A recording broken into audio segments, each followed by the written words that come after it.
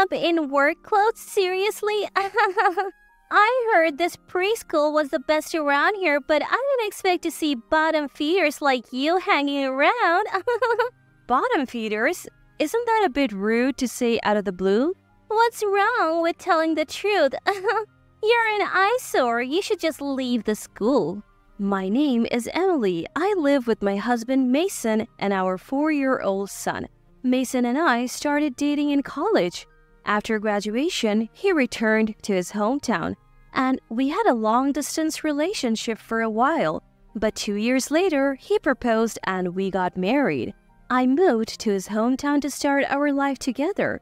At first, adjusting to the new climate, local customs, and not knowing my way around was challenging. But Mason always supported me.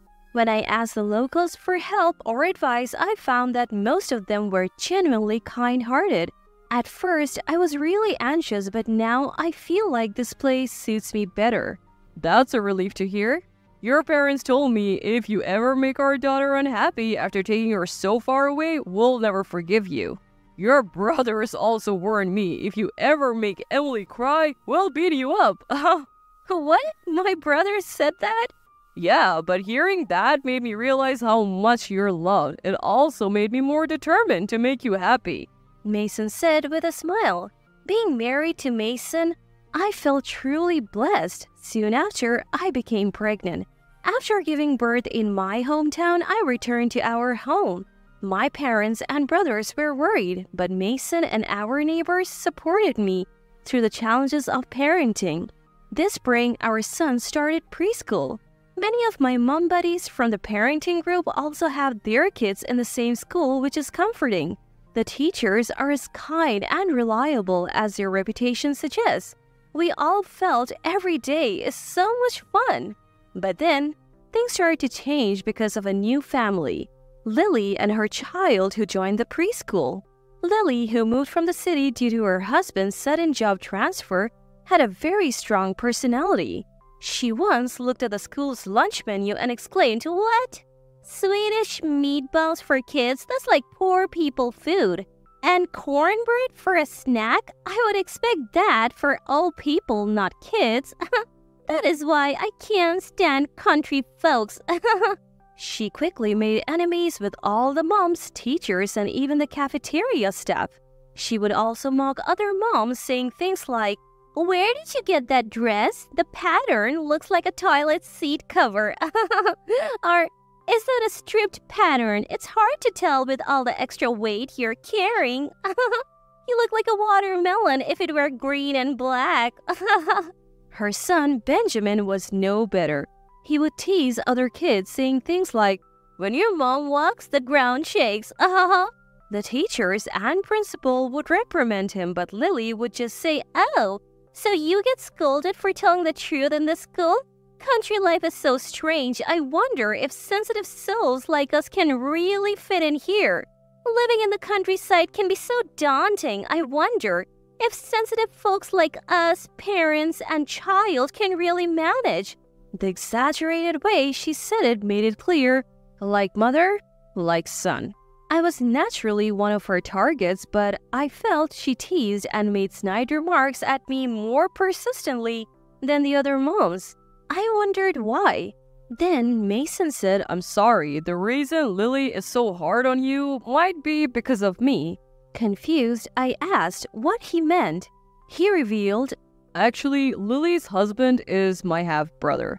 According to Mason, after his biological mother passed away young, his father, Ryan, remarried.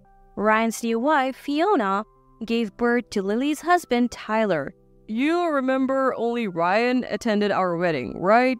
Yes, after Fiona had Tyler, I felt out of place at home. I grew up with my maternal grandparents.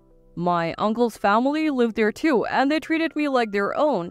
They are really kind to me too.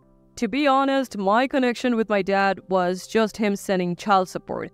I never really felt like his son. I even debated inviting him to our wedding, but my uncle said, "He's still your father," so I did. I get that you and Lily are related by marriage, but why is she always picking on me?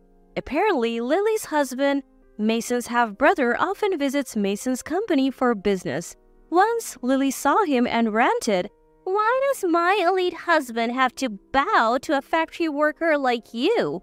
Although Tyler and others calmed her down, she probably held a grudge, and that's why she's been nasty to me.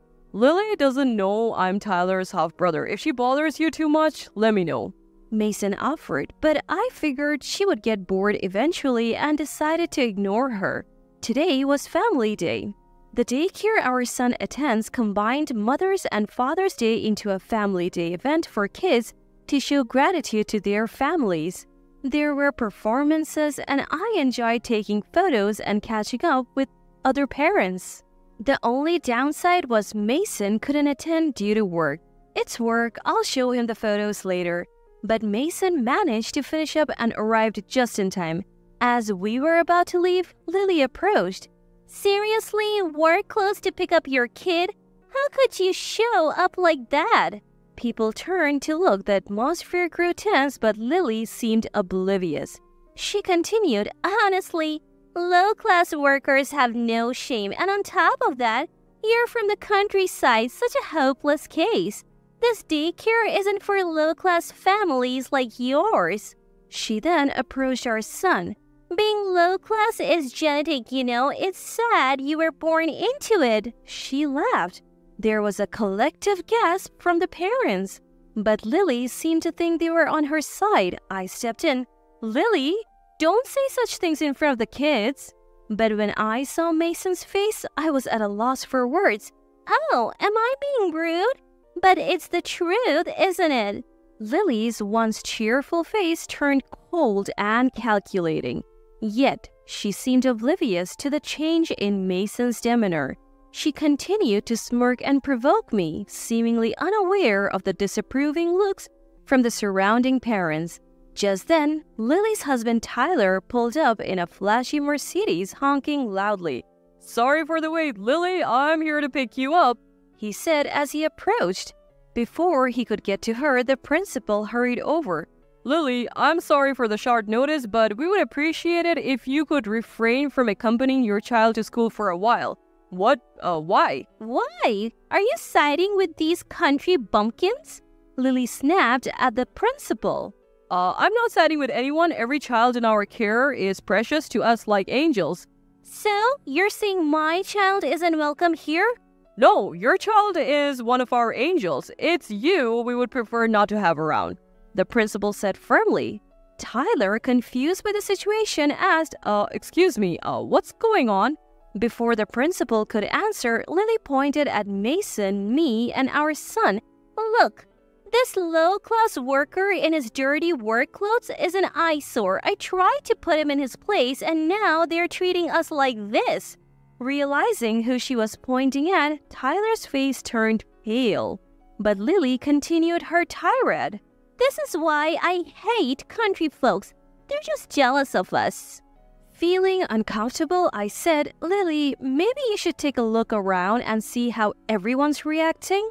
She looked around and noticed the circle of parents and their partners, all with disapproving looks. "Why are all of you staring at us like that?" she asked, trying to grab Tyler's hand, but he pulled away. Holding their child, Tyler shouted, "I had a feeling you looked down on people, but I never thought you would be this shameless." He then approached us, deeply bowed, and said, "I'm truly sorry. I'll come to apologize properly later." Lily was stunned. As Tyler walked away without looking back, she shouted, "What's going on? Why are you siding with a low-class worker?" Before Mason or I could respond, the principal explained that Mason's company, run by his maternal family, is one of the largest in the area. Many parents at the school work there, and almost everyone in the community has some connection to it. "But still," Lily tried to argue. Mason interrupted. "Our company doesn't only work with your husband's firm. We have been doing them a favor by taking on their low-profit projects. I can ignore personal insults, but when you hurt my child, that's where I draw the line. We'll be cutting ties with your husband's company." "Fine. We'll find another supplier. My husband will probably be happy not to deal with this backwater place anymore." Lily retorted. As other parents began to leave, Lily realized she had no ride home. She tried asking the few remaining parents for a lift, but they either ignored her or audibly scoffed. The school, known for its vast playground and private farm, was located quite a distance from the town center up a hill. Eventually, only our family remained. Lily, seemingly desperate, approached us. "You'll give me a ride home, right?" Mason quickly retorted. I don't think someone like you would want to ride in a car owned by a low-class worker like me, right? Leaving Lily stunned. Lily tried to get a ride from the teachers, but they all claimed they were busy. She then tried to call a taxi, but due to a country music concert in the neighboring town, none were available. She decided to walk home, but her 2.75-inch heels weren't suitable for the journey. By the time she reached the bottom of the hill, she was a mess. After numerous calls, Tyler finally came to pick her up. However, he had already heard about Mason's decision to halt business dealings. This led to a massive argument in the middle of the street, which escalated to the point where the police were called. The next morning, Tyler, accompanied by his boss, visited Mason's company to apologize. However, after hearing the full story, the company's management was furious. They decided to continue their business dealings but refused any further discounts. Tyler left looking defeated. Word of Lily's outburst spread quickly in the tight-knit community. She became the subject of whispers and giggles wherever she went, eventually leading her to become a recluse. Tyler, blamed for causing issues with a major client, was transferred to an even more remote location. As for me, I continue to enjoy my days, juggling parenting and household chores. Surrounded by the smiles of my loved ones, I realize that happiness can be found anywhere.